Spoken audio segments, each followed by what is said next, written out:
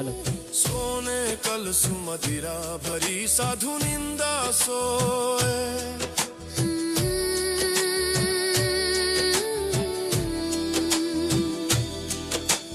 काया काठी काल गुन जतन जतन सो खाए, काया वैद्य ईश बस मर्म न काहू पाए, आग जो लागी समुंदर में धुआं प्रकट न हो, सो जाने जो।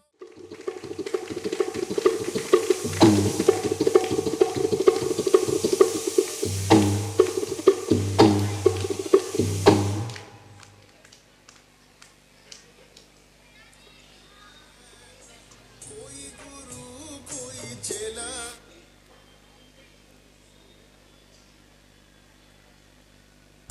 कोई गुरु कोई चेला, गुरु की करनी गुरु भरेगा, गुरु की करनी गुरु भरेगा, चेला की करनी चेला रे साधु, उड़ जा हंस अकेला रे साधु, उड़ जा हंस अकेला, उड़ जा हंस अकेला रे साधु, उड़ जा हंस अकेला, एक डाली दो पंछी रे बैठा।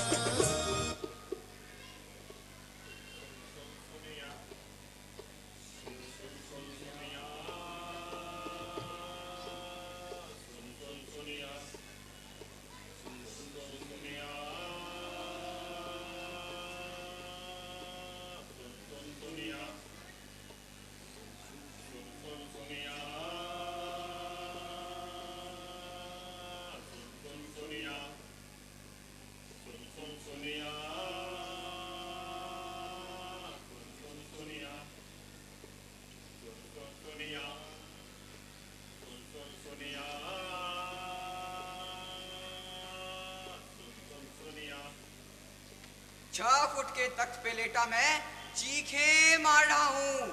ये कमरा, ये पूरा कमरा, ये पूरा कमरा थर थर थर थर थर थर थर थर, ये पूरा कमरा थर थर कांप रहा है। कमरे के बाहर कोयल,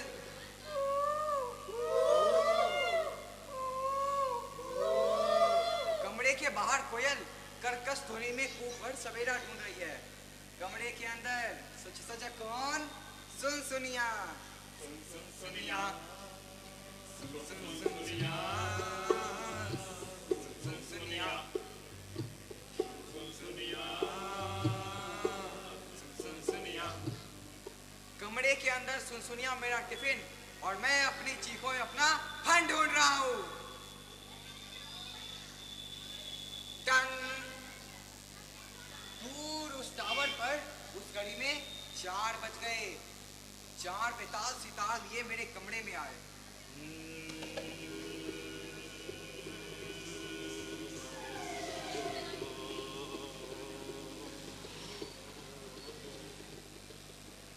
एक बैठ गया मेरी छाती पर और 3 मेरे मन अंदर सितार बजाना शुरू किया।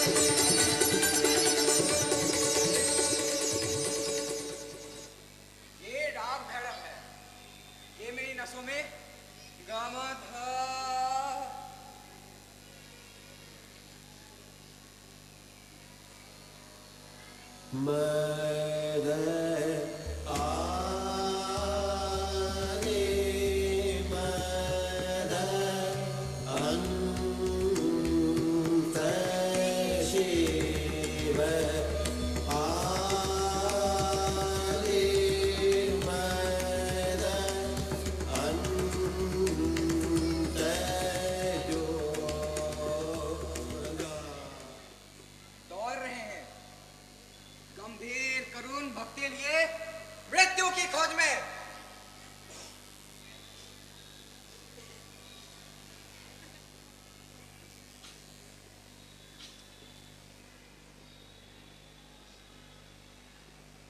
सितार संग मेरे तंतु बजने लगे, भजने लगी मेरी आत्मा, मेरा अस्तित्व, मौत का डर गले में भरकर।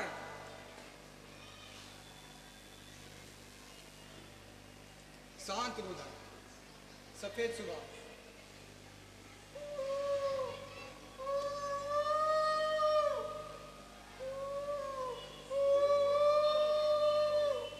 कोयल कहाँ गई?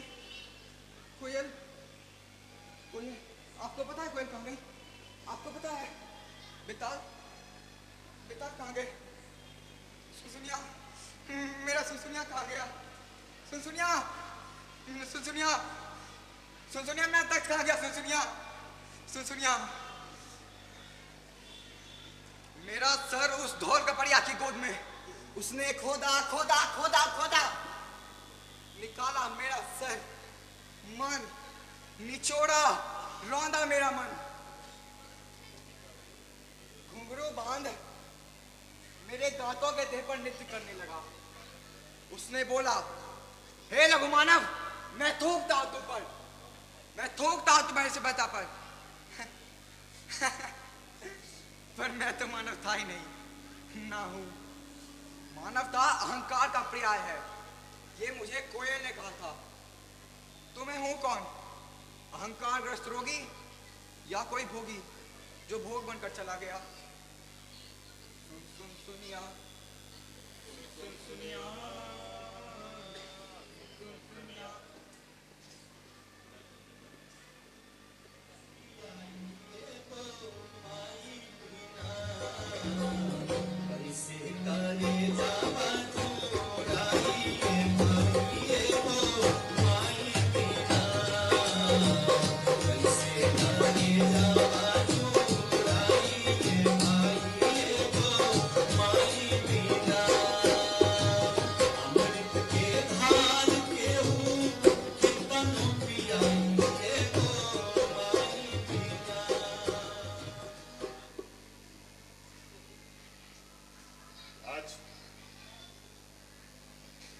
आज मां की बहुत याद आ रही।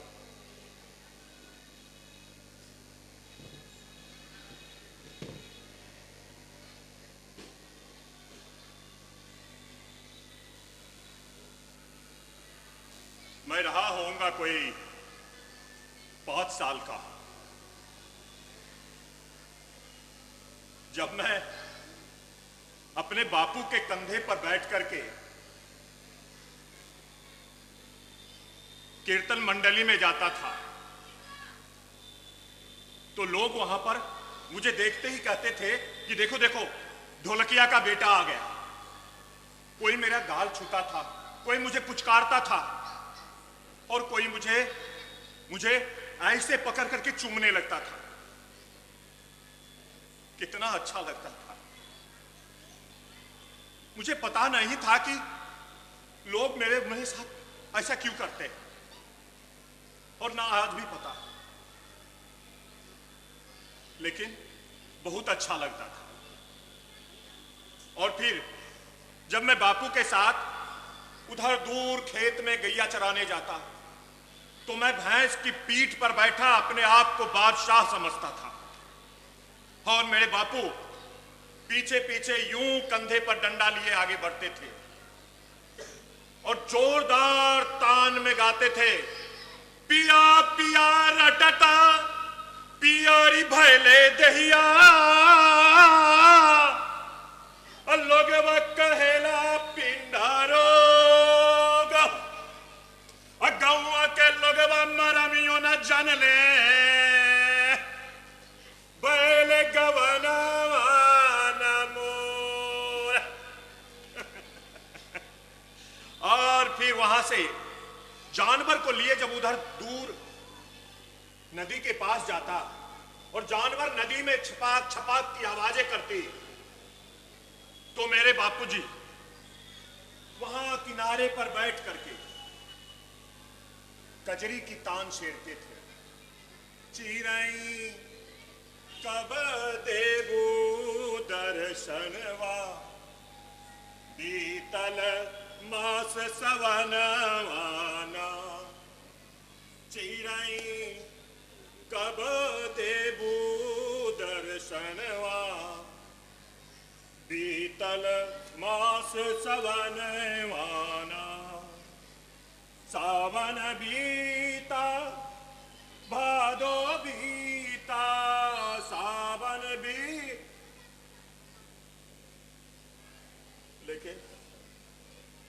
लेकिन आज ये केवल यादें बन के रह गई। वो जाड़े का दिन, अमावस्या की रात, काली और ठंडी, मलेरिया और हैजे से भयातुर पीड़ित गांव, भयभीत शिशु की तरह थरथर थरथर थरथर कांप रहा था। कहीं भी रोशनी का नामो निशान तक नहीं। दिन भर चील और कौवे की करकड़ाहट, और शाम होते ही चारों तरफ केवल अंधेरा और निस्तब्धता। दूर दूर तक रोशनी का कहीं कोई नामो निशान तक नहीं था। दूर आसमान में चमकते तारे जब अपनी रोशनी धरती की ओर फेंकना चाहते थे, तो वो भी आधे रास्ते आते आते खत्म हो जाती थी, और फिर वे तारे भी हम मानवों पर हंसते थे। कहा जाता है कि कुत्तों को परिस्थिति भांपने की बहुत अग्रिम जानकारी होती है। ये भगवान ने उसे दिया। दिन भर घूड़े के राख के आसपास दौड़ते कुत्ते, शाम होते ही एक जगह जमा हो जाते। झिल्ली, मेढक, झिंगुर, सियार, और उसके ऊपर से कुत्ते की भयानक रुदन की आवाज। लगता है जैसे कि सीना फाड़ देगा। कभी कभी दूर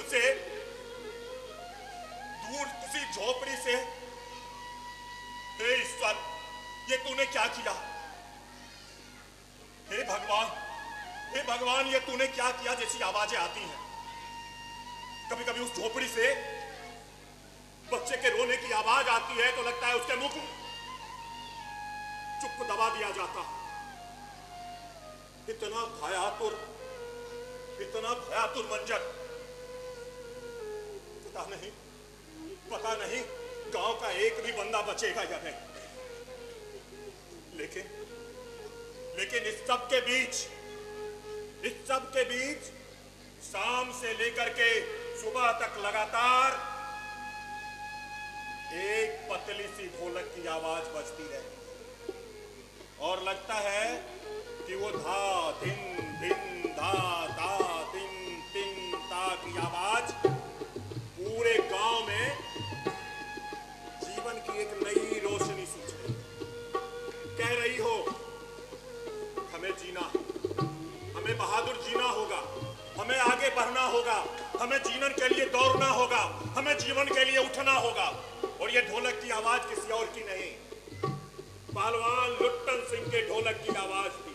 पहलवान लुट्टन सिंह के ढोलक की आवाज।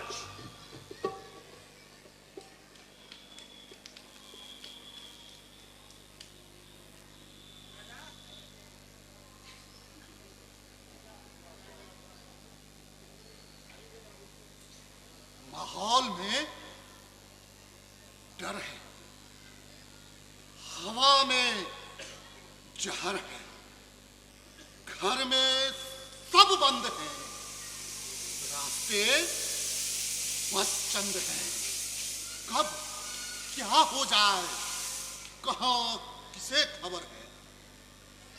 इस कदर घुटन है, टीस है, चुभन है, लब पर बस आह है, कांटों भरी राह है, कठिन ये डगर है, मुश्किल सफर है, धुंध है, धुआं है, मौत का कुआं है, अपने सब बिछड़ रहे, काल का कहर है, सुनामी सी लहर है, शोक में ये सारा शहर है।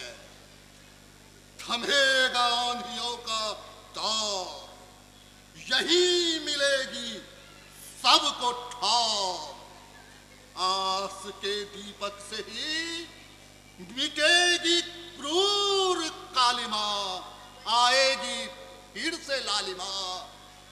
कि सबको ये खबर है, माहौल में डर है, हवा में जहर है। माहौल में डर है, हवा में जहर है। माहौल में डर है, हवा में जहर है।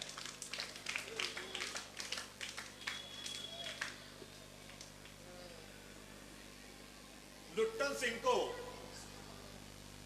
होल इंडिया के लोग जानते थे। अब हो सकता है कि लुट्टन सिंह के लिए जिला ही होल इंडिया हो, लेकिन लुट्टन सिंह को जानता था। लेकिन लुट्टन सिंह के मां बाप 9 वर्ष की आयु में ही छोड़कर उसे चल बसे। लेकिन गनीमत यह थी कि मात्र 9 साल की उम्र में ही लुट्टन की शादी पड़ोस के गांव में हो गया। अगर वो मां बाप के साथ होता तो आज लुट्टन भी मां बाप के साथ हो लेता। लुट्टन अपने सास के यहां पल रहा था। अब उसकी सास ही उसके लिए मां बाप सास सब थी। लेकिन गांव वाले, गांव के सारे लोग, उसके गांव के सारे लोग उसकी सास के ऊपर गंदी निगाह रखते थे। कोई उसे छेड़ता था तो कोई से ताने मारता था। लेकिन लुट्टन सिंह का शरीर ये सब देख करके तमतमाने लगता था और लुट्टन सोचता था कि अपनी सास को इससे निजात जरूर दिलाएगा। लुट्टन अब गाय को लेकर के खेत में चराने जाता था। धारोष्ण दूध पीता और खूब रोज कसरत किया करता था। धीरे धीरे किशोरावस्था में आते आते ही लुट्टन का पूरा शरीर हिष्ट पुष्ट और बलवान हो गया। जैसे ही युवा अवस्था में प्रवेश किया, लुट्टन को देख करके गांव के लोग डरने लगे। अब आसपास के अखाड़े में भी लुट्टन को देख करके कोई भी पहलवान उसके सामने अपना नगौटा कसने की हिमाकत नहीं करता। बहुत सारे पहलवान तो लुट्टन का नाम सुनकर के ही अखाड़ा छोड़ के भाग जाते थे। और अब गांव के लोग भी लुट्टन का सम्मान करने लगे थे और साथ ही लुट्टन के सास का भी। लेकिन तभी एक दिन पास के गांव श्याम नगर के महाराजा श्याम नंदन सिंह, जो कि कला और कुश्ती के बड़े शौकीन थे, उन्होंने अपने गांव में एक बहुत बड़ा मेला लगवाया और उस मेले में पंजाब के पहलवान बादल सिंह के शिष्य चांद सिंह भी आया हुआ था। चांद सिंह गोरा बदन का बहुत ही दुहद्दे पहलवान था। उसके शरीर से चमक निकलती थी। लोग उसे शेर का बच्चा कह के पुकारते थे। और 3 दिन तक लगातार उस मेले में चांद सिंह पहलवान से कोई जीत नहीं पाया। अब तो चांद सिंह पहलवान के सामने में लोग जाने से भी डरता था। लेकिन सौभाग्य कहिए या दुर्भाग्य, राजा साहब उसी दिन उसे श्याम नगर का राजसी पहलवान घोषित करने वाले थे। राजा साहब को इस बात की चिंता नहीं थी कि उनके हर एक पहलवान आते थे, चांद सिंह से लड़ते थे और हार करके वापस चले जाते थे। लेकिन यह देखने के बाद भी राजा साहब बड़े मुस्कुराते थे। मन ही मन वो चांद सिंह को अपना राजसी पहलवान मान चुके थे। चांद सिंह जब भी किसी को पटकता तो दुलकी मार करके पूरे अखाड़े में दौड़ता था और शेर की तरह दहाड़ता था। लेकिन उसी भीड़ में लुट्टन भी पीछे था। ये देख करके लुट्टन के शरीर का खून खौलने लगा था। वो बार बार सोच रहा था कि क्या किया जाए। तभी वो मेले से बाहर निकला और अपने शरीर पर से कपड़े को निकाला, दूर फेंका और चांद सिंह को आकर के चुनौती दे दी। लेकिन चांद सिंह लुट्टन सिंह की तरफ एक छोटी फीकी सी मुस्कान मारी और अपना चेहरा उधर कर लिया। लेकिन लुट्टन मानने वाला कहां था। वो बार बार चांद सिंह को उकसाना शुरू किया। अरे यार दम नहीं है, आजा। लेकिन लुट्टन लगातार चांद सिंह को उकसाने की कोशिश करने के बावजूद भी चांद उनकी बातों को अनसुना कर रहा था। लेकिन बार बार लुट्टन के उकसाने के बाद चांद एक बार शेर की तरह लुट्टन के ऊपर टूट पड़ा।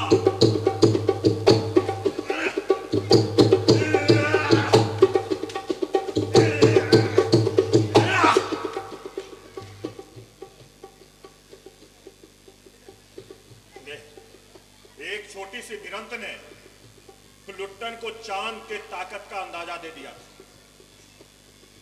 लुट्टन इस छोटे से कसमाकस में चांद के अंदर के ताकत को भांप चुका था। अब लुट्टन धीरे धीरे राजा साहब की तरफ बढ़ा।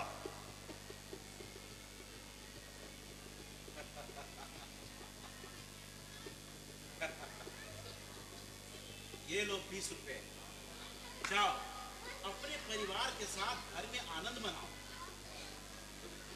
नहीं सरकार, मुझे ये पैसे नहीं चाहिए सरकार। मुझे लड़ने की इजाजत दीजिए सरकार।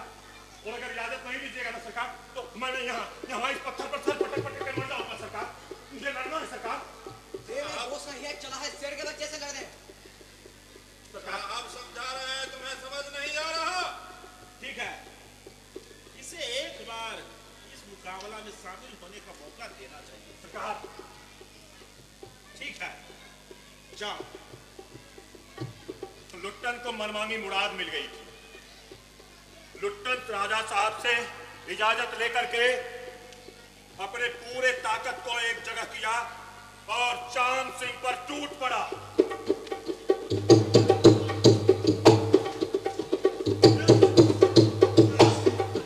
लेकिन चांद सिंह ने उसके गर्दन को पकड़ लिया था।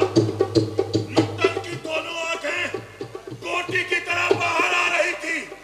लुट्टन की सांसें रुक रही थी और लोग कह रहे थे, मैंने पहले बोला था शेर से बच्चे का लड़ने का यही परिणाम होगा। लुट्टन धीरे धीरे जमीन की तरह गिरता जा रहा था। लग रहा था लुट्टन की अंतिम सांस यहीं खत्म होगी। लेकिन तभी दूर से ढोलक की एक पतली सी आवाज आई, दाव काट निकल जा, चटाक चट्टा, चटाक चट्टा।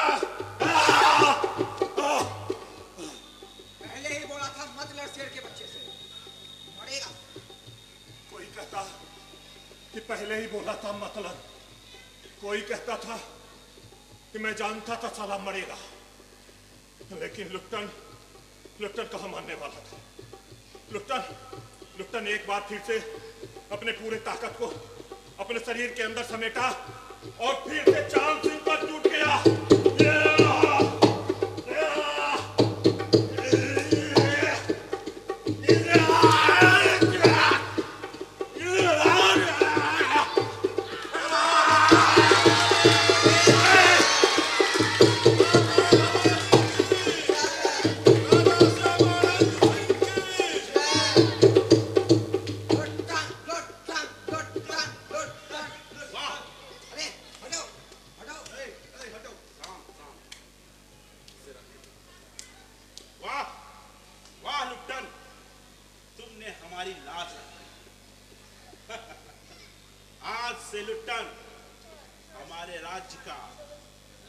पहलवान घोषित किया जाता है।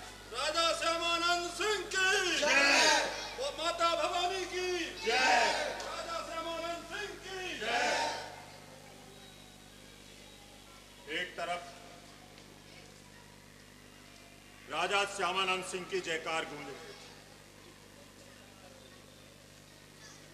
कोई माता भवानी के जयकारे लगा रहे थे, कोई बजरंगबली के जयकारे लगा रहे थे। लुट्टन आज श्याम नगर का राजसी पहलवान बन चुका था, लेकिन चाहे जीवन की जंग हो या अखाड़े की जंग, कोई एक जीतता है, आगे बढ़ जाता है, लेकिन जो हारता है वो वहीं ठहर जाता है। आज चांद सिंह जब नीचे देखता है तो जमीन की गहराई भी उसे कम मालूम पड़ती है, और चांद सिंह जब ऊपर आसमान देखता है तो आसमान की ऊंचाई भी उसे कम मालूम पड़ती है। आज वो चांद बादलों के पीछे छुप सा गया है, बादलों में उलझता फिसलता सरकता हुआ चांद, और आज एक नए सूरज का उदय हुआ है और उसकी हर किरण पे एक ही नाम लिखा है, लुट्टन लुट्टन लुट्टन लुट्टन लुट्टन।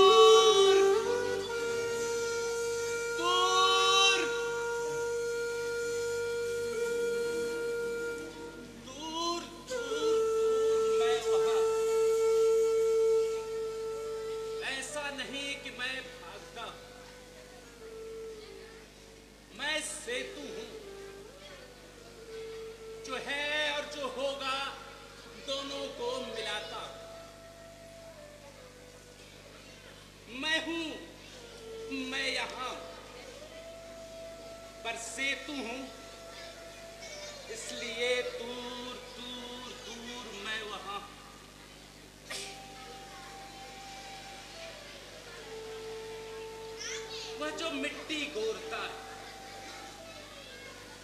कोदई खाता है और दूसरों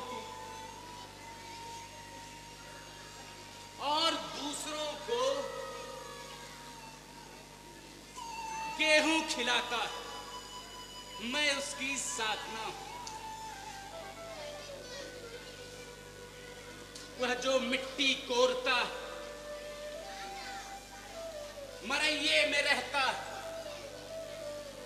और दूसरों के लिए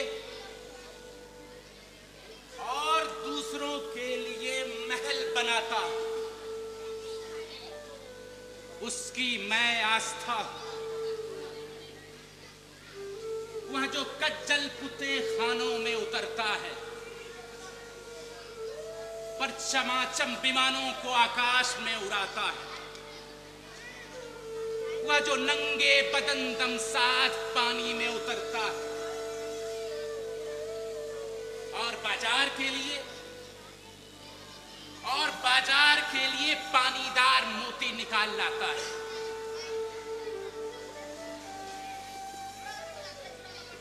वह जो कलम घिसता है,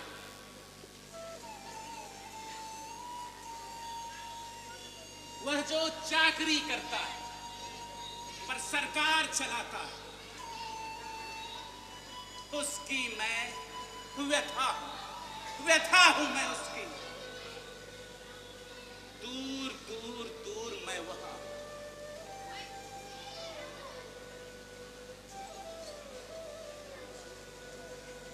वह जो रद्दी बटोरता, वह जो छल्ली लिए खरी खरी फिरता और बेघरा घूरे पर सो जाता है, वह जो गधे हाँकता है, वह जो तंदूर फूंकता है, वह जो मनियार सजाती,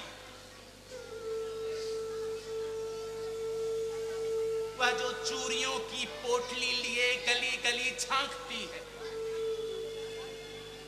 वह जो दूसरों का उतारन खींचती है,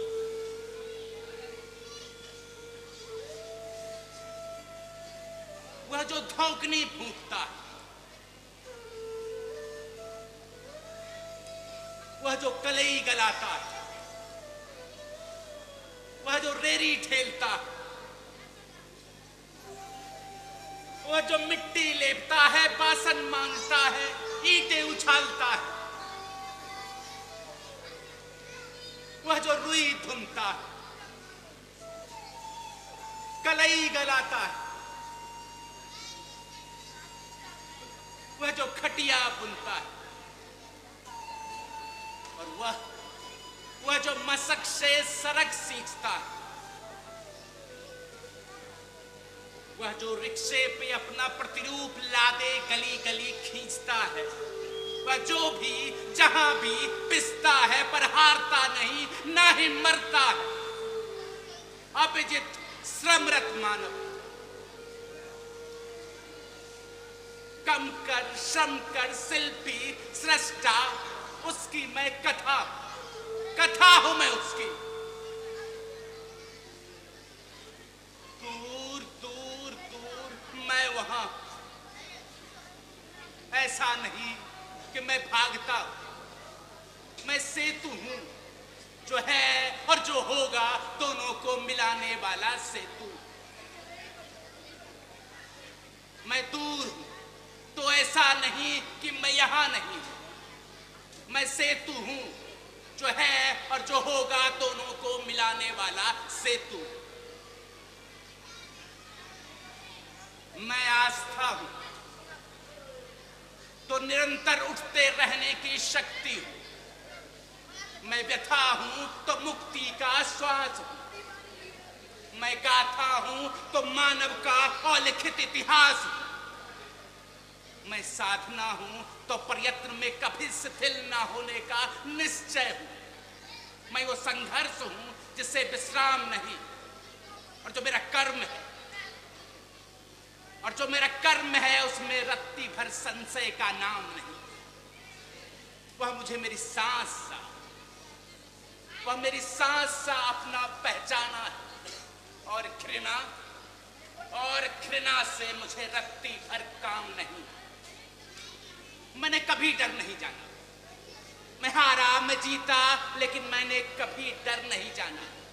मैं अभय हूं, मैं भक्ति हूं, मैं जय हूं, मैं ही कला हूं, मैं ही कलाकार हूं, मैं हूं ढोलकिया विपद ढोलकिया, मैं हूं ढोलकिया विपद ढोलकिया।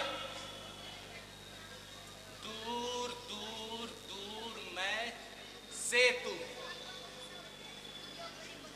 पर शून्य से शून्य का सतरंगी सेतु नहीं, वह सेतु जो मानव को एक करता है, वह सेतु जो हृदय को हृदय से, श्रम की शिखा को श्रम की शिखा से, कल्पना के पंख को कल्पना के पंख से मिलाता है, वह जो विवेक की किरण को विवेक की किरण से, अनुभव के स्तंभ से मिलाता है,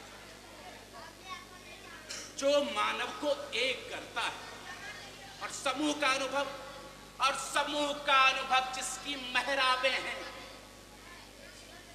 जिसकी अजस्र प्रवाहमयी नदी उसके नीचे से बहती है, मुड़ती है, बल खाती है, नए राहें फोड़ती है, नए मार्ग तोड़ती है, चिर परिवर्तनशीला सागर की ओर जाती जाती जाती चली जाती है। दूर दूर दूर मैं वहां, दूर दूर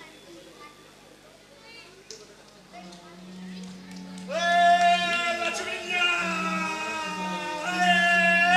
लक्ष्मी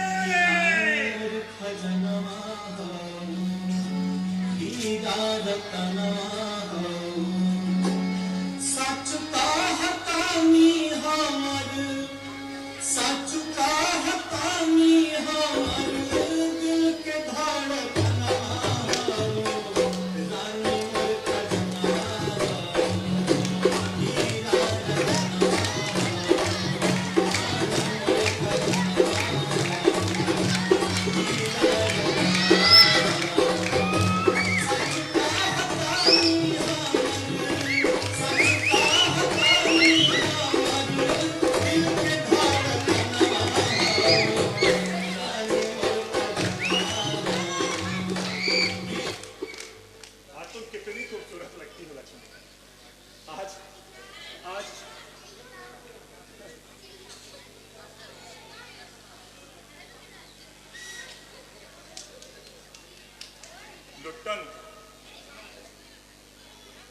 लुट्टन आज बहुत खुश था। राजा साहब के यहां उसे राजसी पहलवान का तमगा मिला था। लुट्टन अपनी पत्नी को अपने जान से भी ज्यादा मानता था। ऐसे ही धीरे धीरे धीरे समय बीतता गया और लुट्टन अब राजा साहब के साथ गांव के अलग अलग इलाकों में जाता, अलग अलग शहरों में जाता, अखाड़े में कुश्तियां लड़ता और एक एक करके सारे पहलवानों को पछाड़ता जाता। दूर एक काले खां नाम का पहलवान था। कहा जाता है कि काले खां का नाम सुनकर ही अच्छे अच्छे पहलवानों की पैंट गीली हो जाती थी, लेकिन लुट्टन ने उसे भी पटखनी दे दी। अब राजा साहब अपने तमाम सिपाही और तमाम लोगों के साथ मेले में घूमते, आते जाते, और जब कभी भी लुट्टन किसी अखाड़े में जाता तो वो अपने अखाड़े की मिट्टी उठाता, अपने पूरे देह पर मलता और अपने जांग पे जोर का ताल ठोकता और शेर की तरह दहाड़ता था।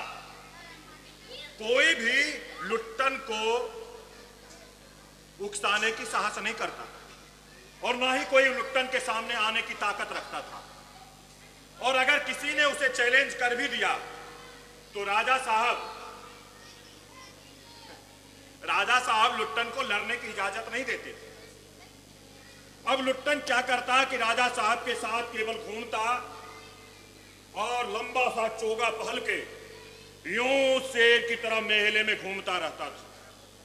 कोई उसे कहता, पहलवान जी मिठाई विठाई खाएंगे क्या? तो लुट्टन कहता, ला भाई दे दो, 2-4 शेर दे दो। और लुट्टन अपने मुंह में मिठाई रखता, उसके बाद पान के 5-7 बीड़े अपने मुंह में रख करके वो ऐसे शेर की तरह घूमते रहता था। लुट्टन का शरीर तो बहुत ताकतवर था, लेकिन लुट्टन का दिमाग आज भी मासूम और बच्चों के जैसा था। अब लुट्टन के 2 बेटे जो ठीक लुट्टन की तरह बलशाली और बहुत ही अच्छे पहलवान थे, वो भी अब राजा साहब के राजसी पहलवान का दर्जा पा चुके थे और लुट्टन के साथ ही श्यामानंद सिंह के यहां ही रहते थे। यूं ही धीरे धीरे 15 साल का समय बीत गया। अब राजा साहब बूढ़े हो चले और धीरे धीरे राजा साहब के साथ ही लुट्टन की कला और कलाकारी भी बूढ़ी हो चली थी। राजा साहब अब बीमार रहने लगे और इसी बीच लुट्टन पे जैसे पहाड़ टूट गया था। लुट्टन की मां उसे 9 साल की उम्र में छोड़कर चली गई थी। लुट्टन के पिता भी मां के साथ चले गए। एक सास थी जिसने उसे हर कदम पे संभाला, पल पर उसका साथ दिया। आज लुट्टन की सास उसको छोड़कर चली बस। जब चिड़िया खाने में राजा साहब का बाघ हाउ हाउ करता तो गांव वाले कहते कि देखो देखो राजा का बाघ बोला। और जब लुट्टन ठाकुर बारे में दहाड़ता तो लोग कहते देखो राजा साहब का पहलवान बोला। लेकिन आज लुट्टन उसी ठाकुर बारे में परा एक कोने में अपना सुधारा, खुद ही रोता है और खुद ही अपने आंसू को पोंछता है। अपने आप को संभालता। राजा साहब, राजा साहब, राजा साहब धीरे धीरे धीरे धीरे धीरे धीरे धीरे धीरे धीरे धीरे बीमार पड़ते जा रहे थे। वो अपने बेड से उठ नहीं पा रहे थे। राजा साहब की बीमारी बढ़ती जा रही थी और राजा साहब की बीमारी के साथ ही लुट्टन की बीमारी भी बढ़ती जा रही थी। लुट्टन भी परेशान होता जा रहा था। सास के मरने के बाद लुट्टन शायद अधूरा हो गया था। आज राजा साहब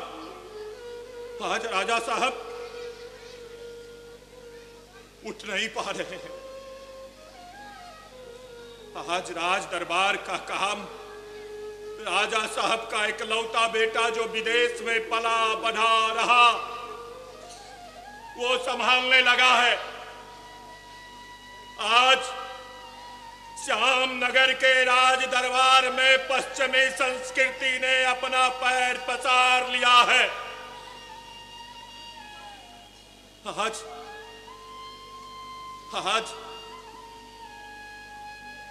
राजा साहब के दरबार में अपनी कला, ढोलक की आवाज और अखाड़े की गूंज नहीं सुनाई देती है। अब अपने ईश्वर के जयकारे नहीं सुनाई देते हैं। अब राज दरबार में सुबह में रैप पॉप चलता है और शाम में अलग ही महफिल जमती है। राजा साहब परेशान हैं। राजा साहब को अपने बेटे के बारे में जानकारी। राजा साहब लुट्टन को लेकर के बहुत चिंतित हैं। राजा साहब व्याकुल हो रहे हैं। वो दूर अपने भवन में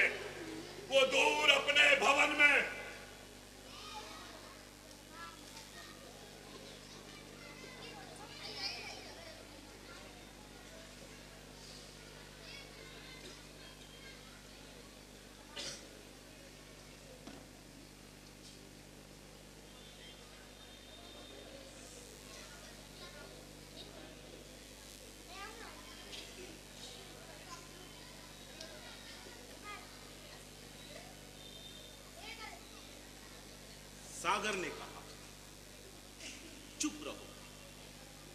मैं अपनी अवाजता जैसे सहता हूं, अपनी मर्यादा तुम सहो। जिसे तुम बांध नहीं सकते उसमें अखिन्न मन बहो। मौन भी अभिव्यंजना। जितना तुम्हारा सच है उतना ही कहो। कहा नदी ने, नहीं मत बोलो। तुम्हारी आंखों की जोत से अधिक चौंध है जिस रूप की, उसका अनुगंठन मत खोलो। ढीठ से टोह कर नहीं, मन के उन्मेष से उसे जानो, उसे पकड़ो मत, उसी के हो लो। कहा आकाश ने भी, नहीं शब्द मत चाहो। दाता की स्पर्धा हो जहां, मन होता है मांगने का वहां। देते हैं वही जो चुप झुक कर ले लेते। आकांक्षा इतनी है, साधना भी लाए हो। तुम व्याप नहीं सकते। तुम में जो व्यापा है उसी को निभाओ। यही कहा पर्वत ने, यही घन वन ने, यही कहा झरना, यो कहा सुमन ने। तितलियां, पतंगे, मोर और हिरने, यही कहा सारस, ताल, खेत, कुएं और झरने। नगर के राजपथ, चौबारे, अटारियां, चीखती चिल्लाती जनाकुल दौड़ती गाड़ियां, अब जग एक मत, मैं भी सहमत हूं। मौन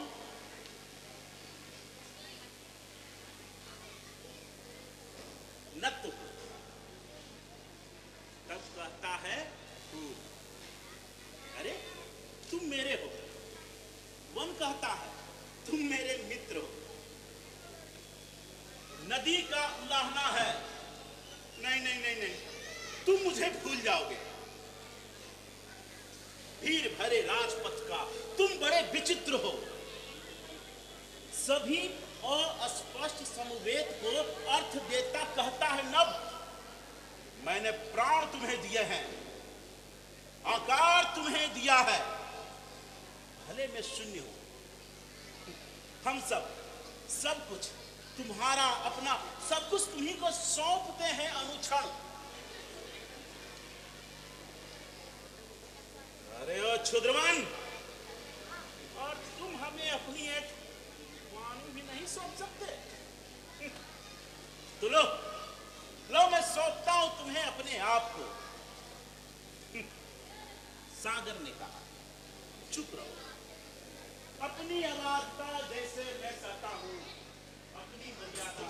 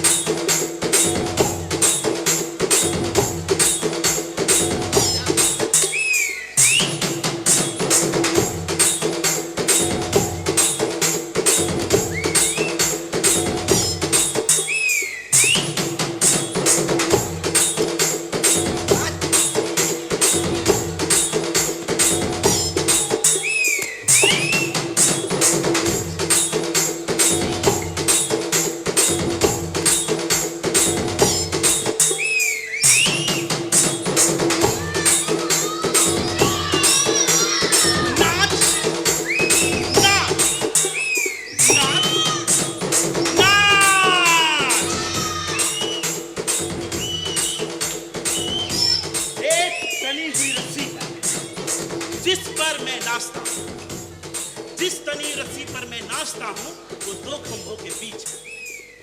रस्सी पर मैं जो नाचता हूं, जो जिन खंभों के बीच है, उस पर मैं नाचता हूं और नाचता हूं। नाच नाच नाच नाच नाच नाच। उस पर तीखी रोशनी पड़ती है जिसमें लोग मेरा नाच देखते हैं। न मुझे देखते हैं जो नाचता है, न उसे रोशनी को देखते हैं जिस पे नाच होता है, न रस्सी पर जिस पे नाच हो रहा है, और न ही खंभों को जिस पर रस्सी बंधी है।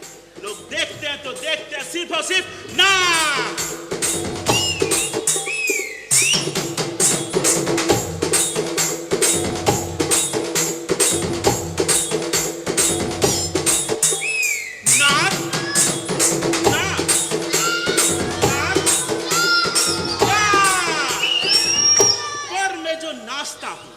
जिन रस्सियों पर नाचता हूं, जो खंभों के बीच है, उस रोशनी पर जिस पे रोशनी पड़ती है, उस तनी हुई रस्सी पर नाच नाच।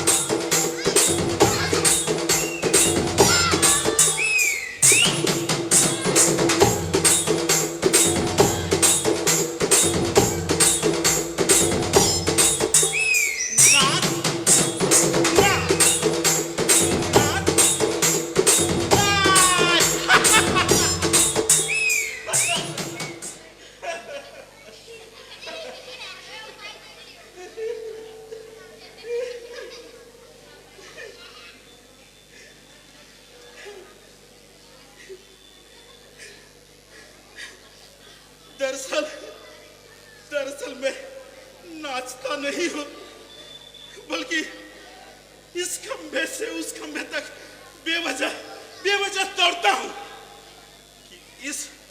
या उस खंभे की रस्सी खोल दूं और तनाव चुके ढील में मुझे छुट्टी हो जाए। मगर मगर मगर ये तनाव जो है हिलता ही नहीं, और यही मेरा नाच है जिसे लोग देखते हैं, मुझे नहीं। रस्सी भी नहीं, खंभे भी नहीं,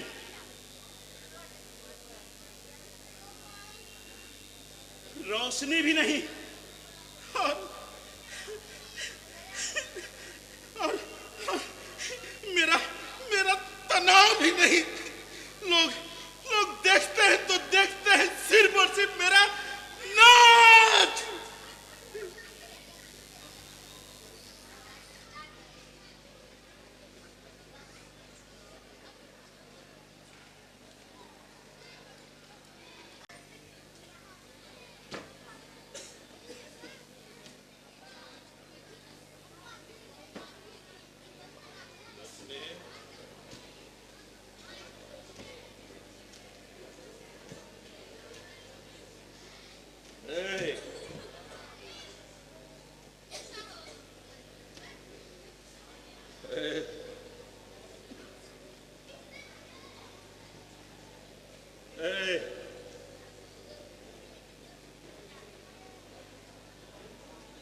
लक्ष्मी,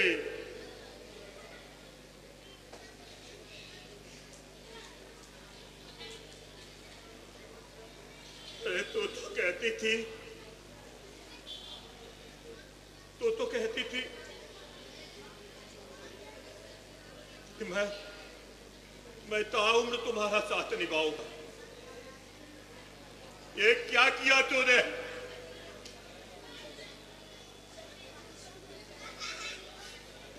लक्ष्मी,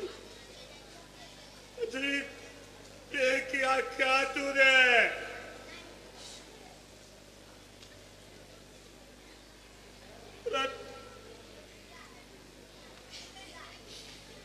माँ ने छोड़ दिया, पिता ने छोड़ दिया, जिसने पाला उसने छोड़ दिया। राणा साहब भी छोड़ के चले गए, और अब ये लुट्टन किसके लिए जिएगा?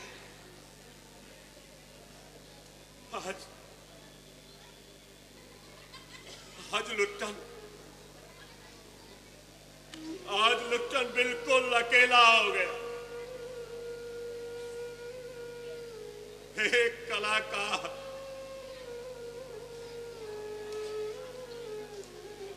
जब से जन्मा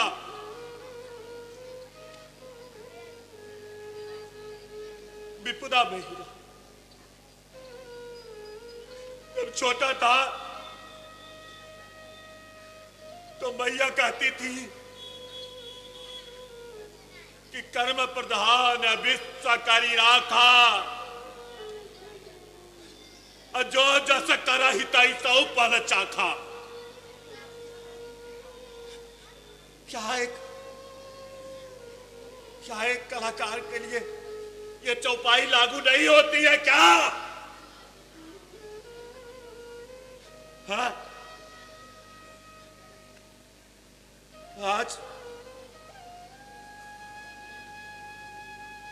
आज लुट्टन ठाकुर बारे में पड़ा,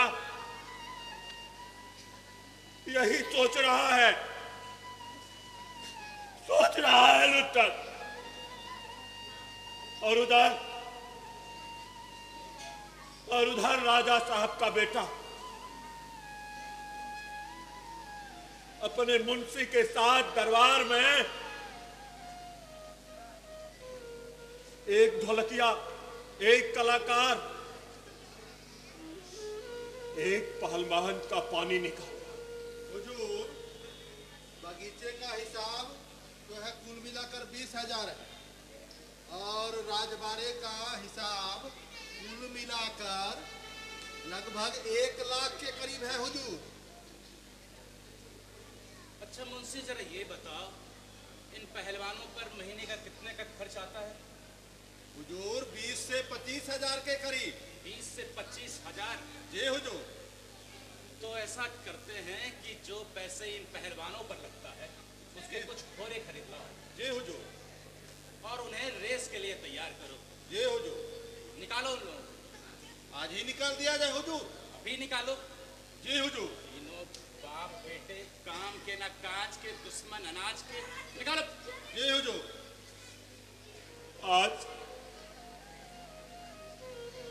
आज एक कलाकार की तुलना पशु से की जा रही। आज एक कलाकार की कीमत एक पशु के बराबर है क्या?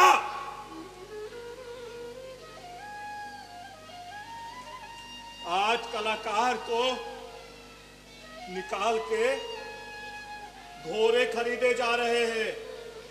हाँ, आज कलाकार भी एक रेस का घोड़ा हो गया है।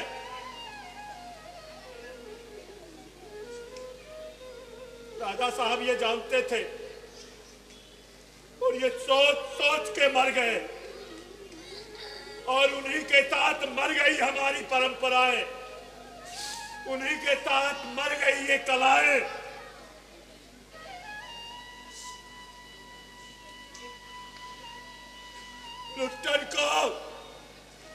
लुट्टन को अपनी सफाई में कुछ कहने तक की इजाजत नहीं दी गई। जिस लुट्टन ने श्यामनगर के एक एक घर को इज्जत बख्शी थी, आज उस लुट्टन को उसी दरबार से बेइज्जत करके बाहर कर दिया। आज लुट्टन अपना ढोलक लिए अपने दोनों बेटों के साथ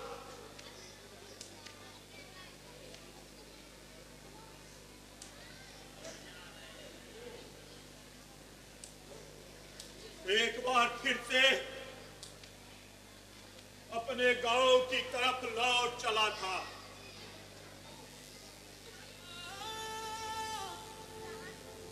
न देखा दिल का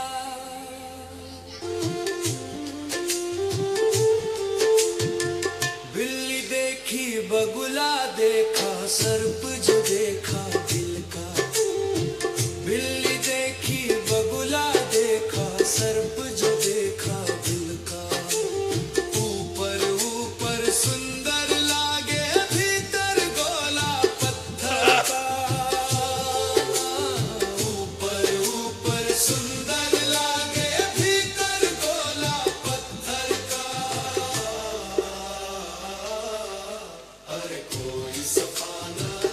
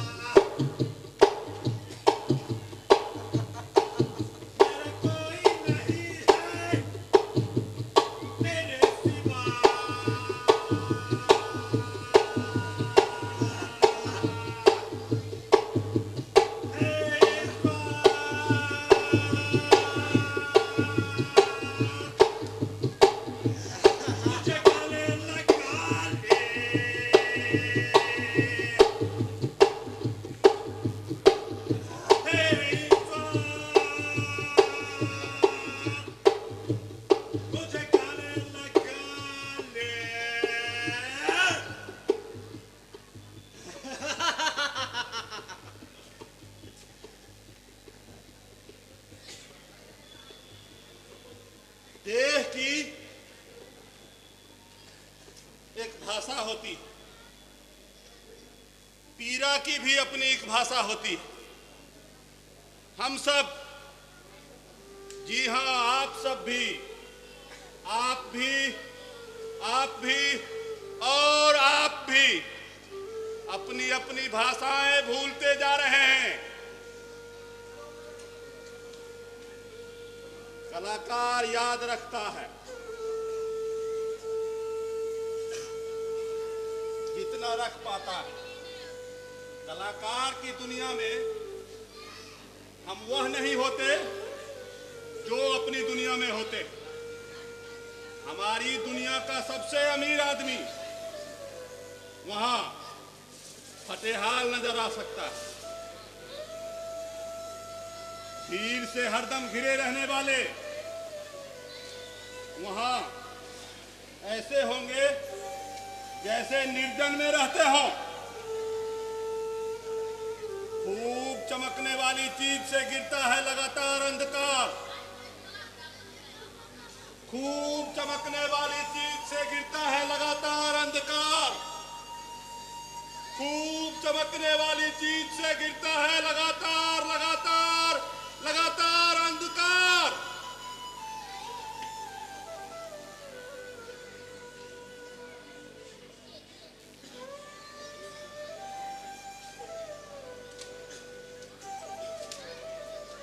मामूली सा मिट्टी का खिलौना वहां बचपन का स्पर्श बनता है। कलाकार के यहाँ ईश्वर दुखों से और विडंबनाओं से वैसे ही घिरे होते हैं जैसे कि हम, जैसे कि खुद कलाकार। देह की अपनी एक भाषा होती है, पीरा की भी अपनी एक भाषा होती है। हम सब भाषाएं भूलते जा रहे हैं। कलाकार याद रखता है, जितना रख पाता है। कला में जीवन की वासना नहीं होती तो वह जीवन की पुनर्रचना कैसे करती? नशा नशा नशा रे नशा नशा नशा नशा रे नशा नशा। नशे में अधिक नशे की इच्छा की तरह कला का प्रेम और प्रेम करने की कला यदि अभिन्न नहीं होते, ना तो प्रेमी को ही नींद आती, ना ही कलाकार को। अनिद्रा रोग से पगलाए वे किसी की भी हत्या कर देते या खुद को मार डालते।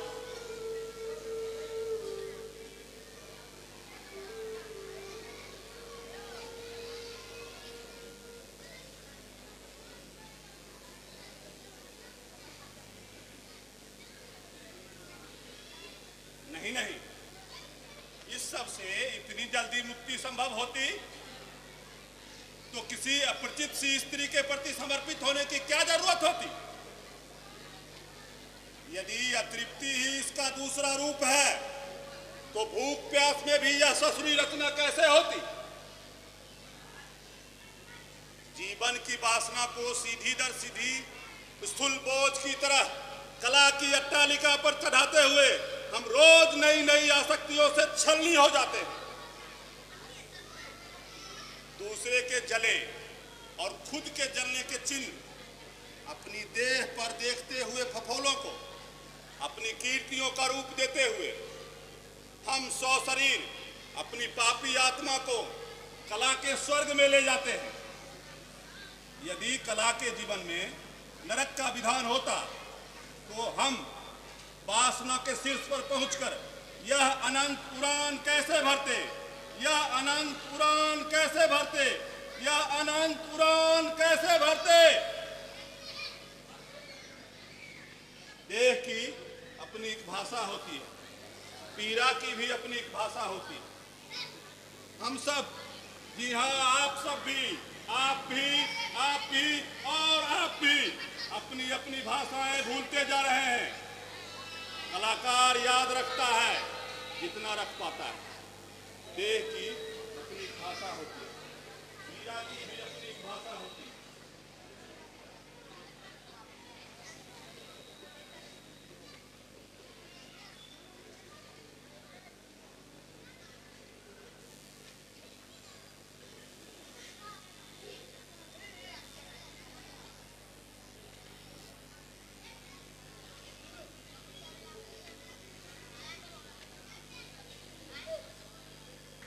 लुट्टन अपने दोनों बेटों के साथ आज अपने गांव आ चुका था। गांव वाले लुट्टन की काफी इज्जत करते थे। लुट्टन तो गांव वाले ने पास में ही एक बांस फूस की झोपड़ियां बनवा दी थी और लुट्टन झोपड़ियों के पास ही एक छोटा सा अखाड़ा खुलवा लिया था, जहां गांव के गरीब मजदूर किसानों के बच्चे अखाड़े में कुश्ती के गुर सीख रहे थे। और संध्या में जब लुट्टन वहां बैठता है ना तो उसे कला की बारीकी सिखाता है। अरे ढोलक की थाप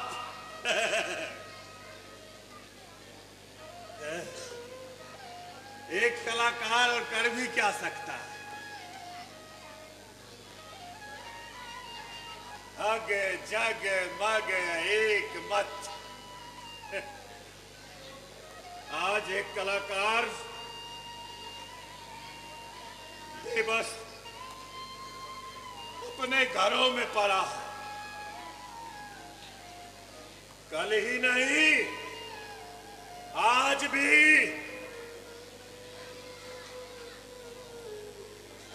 उस रजवाड़े में दफन था और आज आपके पमेले कोट के जेब में दफन है कलाकार। ये लुट्टन नहीं, आपको हर जगह, हर गांव, हर गली, हर मोहल्ले में मिलेंगे लुट्टन। याद रखना। लुट्टन फिर भी हिम्मत नहीं हारा। अपनी कला को लेकर के वो रोज बच्चों के साथ आता और उसे कहता कि हमें जीना होगा बेटा, बहादुर, हमें जीना होगा, हमें आगे बढ़ना होगा। भले हमें सरकार ने निकाल दिया, हमें अपनी संस्कृति को बचाना होगा, हमें अपने घर में फिर से अपनी परंपराओं को लाना होगा।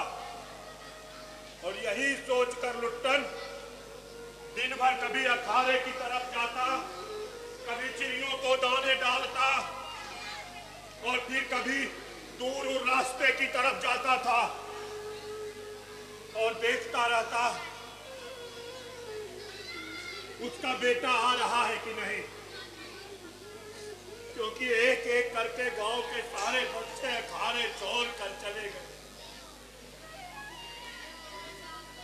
आखिर वो मजदूरी करते, पेट पालते या कलाकारी करते, ठीक ही तो है।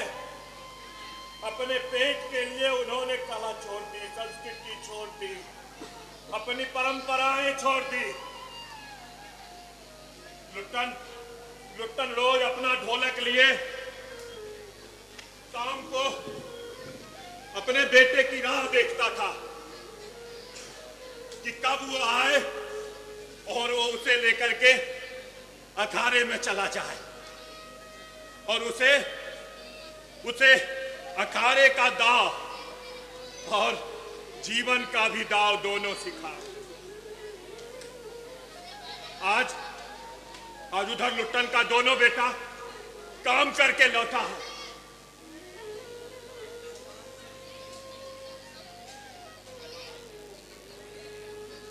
आ गए बेटे, अच्छा चलो चलो, हाथ मुंह धो लो और अखाड़े में चलो। बापू अब यह सब उनसे नहीं होगा। क्या हुआ बेटा? बापू, पेट में अन्न का एक दाना नहीं है, ये पहलवानी कहाँ से सीखेंगे? ठीक कहते हो, जाओ बेटा जाओ, हाथ मुंह धोकर और आराम करो।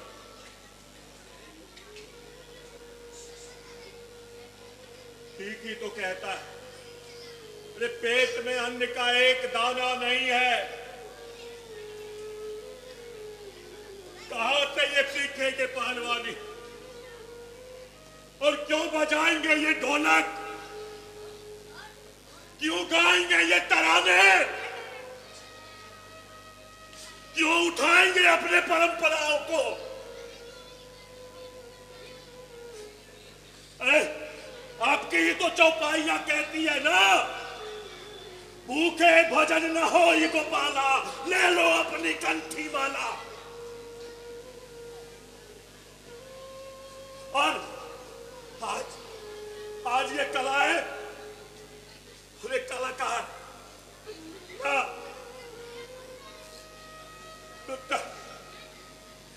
लुट्टन को लगा कि आज ये कलाएं उसके साथ ही खत्म हो जाएगी।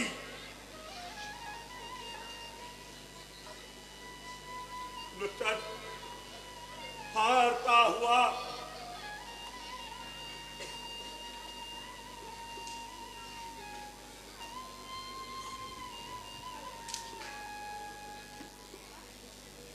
अपने ढोलक को लेकर के बैठ गया।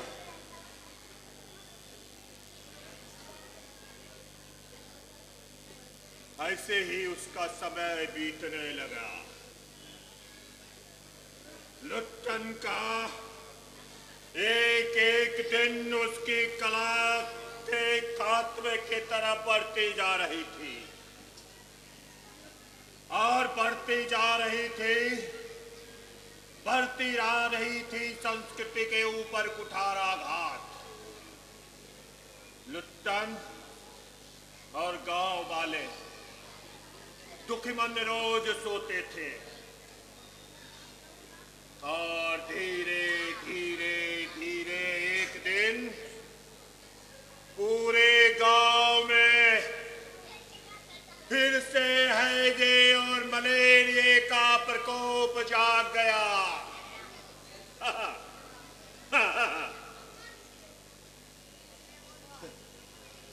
घर के घर उजड़ते गए, गली की गलियां सूनी होती गई।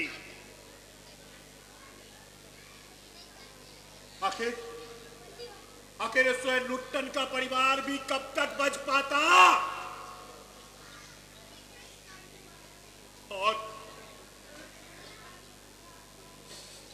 और एक दिन लुट्टन के दोनों बेटे भी बीमार हो गए। लुट्टन इधर गया, उसके पास कुछ पैसे हैं, मेरे बेटे के लिए दे दो, बैंक से दवाई लेनी है। तेरे पास कुछ है, भगवान के लिए दे दो, मेरे बेटे के लिए दवाई लेनी है। नहीं दिया कि और आखिर एक दिन लुट्टन का बेटा लुट्टन आर पार के अपने दरवाजे पर आया और उसके दोनों बेटे उसकी गोद में लेटे हुए थे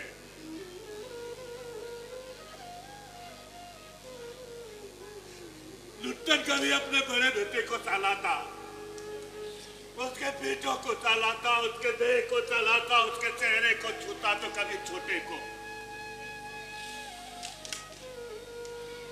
उसका दोनों बेटा उप तक नहीं कर रहा था ताकि उसके बापू के कान में उसकी आह ना जाए। उसके बड़े बेटे ने कहा, बापू एक बार उठा के पटकने वाला ताल बजा दो। हाँ बापू, बजाओ ना। लुट्टन के बेटे ने कहा कि बापू एक बार उठाकर पटकने वाला ताल बजा दो। उसने अपने दोनों बेटों को, अपने ढोलक को अपने गोद में रखा और बजाना शुरू किया।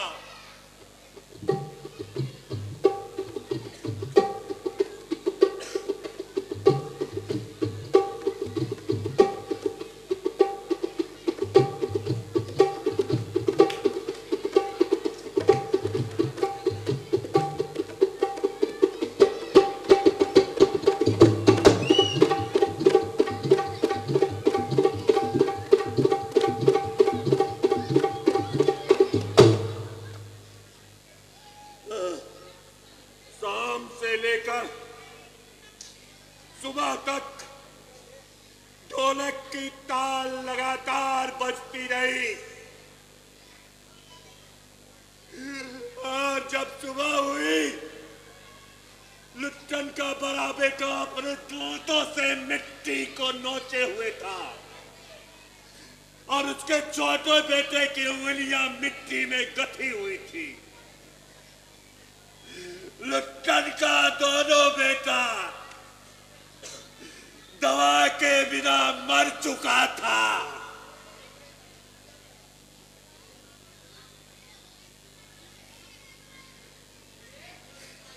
अरे ये दोनों तो मर गए। लुट्टन, ये लुट्टन, अरे कफन उफन का इंतजाम किया कि नहीं? इन लाशों को कफन की क्या जरूरत है? इन्हें तो यूं ही नदी में प्रवाहित कर देना चाहिए। हाँ, चलो। बेचारा लुट्टन अब किसे बेटा कहते हैं?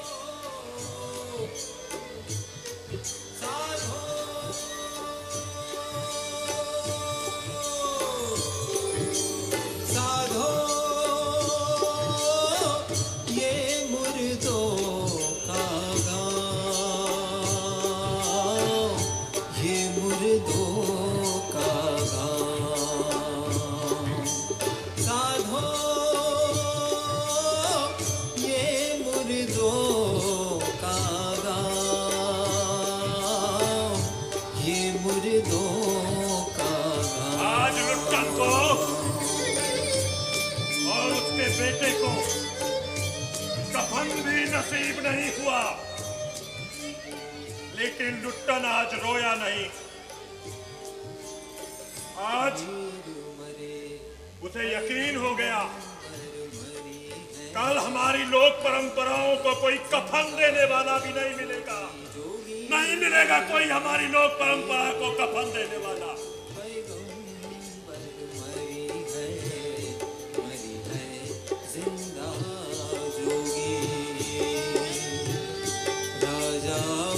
और ऐसे ही मेरी तरह कल तुम भी अपने अपने बेटे के साथ उठा के फेंकते मिलोगे।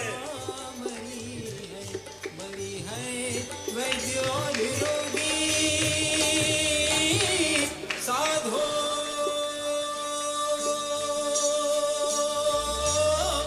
ये मुर्दों का याद रखना, ये एक लुट्टन की कहानी नहीं है, और लुट्टन की कहानी है। तुम्हारी है, तुम्हारी है और तुम्हारी भी है।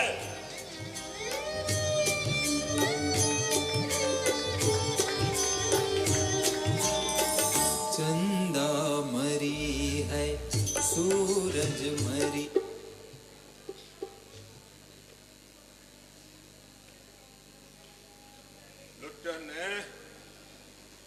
बहा दी अपने बेटे की लाश। तुम्ही ने कहा था ना, इसके बेटे को कफन की क्या आवश्यकता है।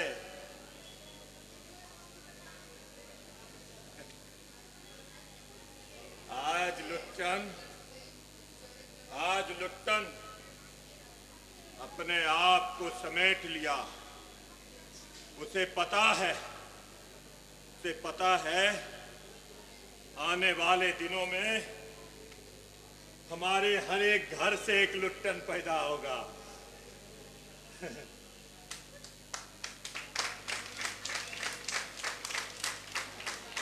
लुट्टन आज एक बार फिर से अपने उसी ढोलक को लेके बैठा है। शायद ये इस लुट्टन की अंतिम तान है। कल से तुम लोगों को बजना होगा।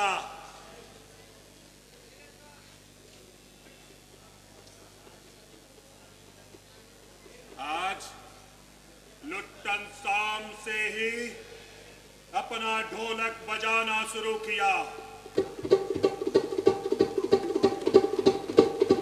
रात भर ढोलक बजती रही। लुट्टन के चेहरे तमतमाते गए और सुबह तक ढोलक की आवाज ऐसे ही लगातार चलती रही। लुट्टन सुबह तक अपने ढोलक पे जीवन का तान छेड़ता रहा और जब सुबह हुआ तो लुट्टन पहले बार चित्त पड़ा था।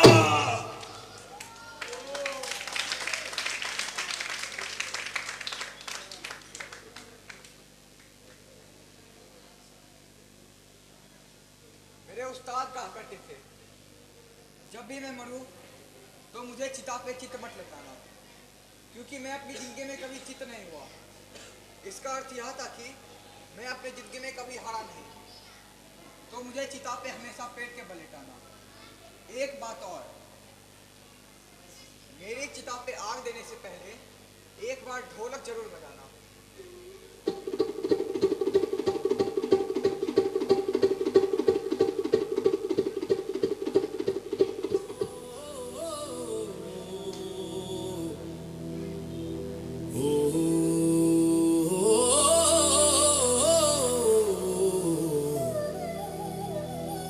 पंच तत्व मिली काया बनी, तत्व कहाँ से आयो रे। कर्म करित तुम जीव कहत हो,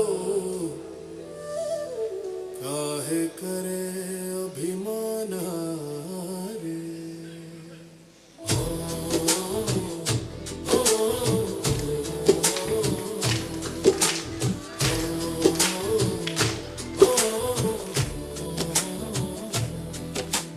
हरि तन में है तन हरि में है, समय रहित पहचानियो रे।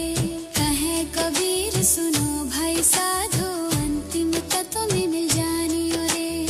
ऊंचे कुल में जगियां करनी ऊंच न होए, सोने कल सुमदिरा भरी साधु निंदा सोए।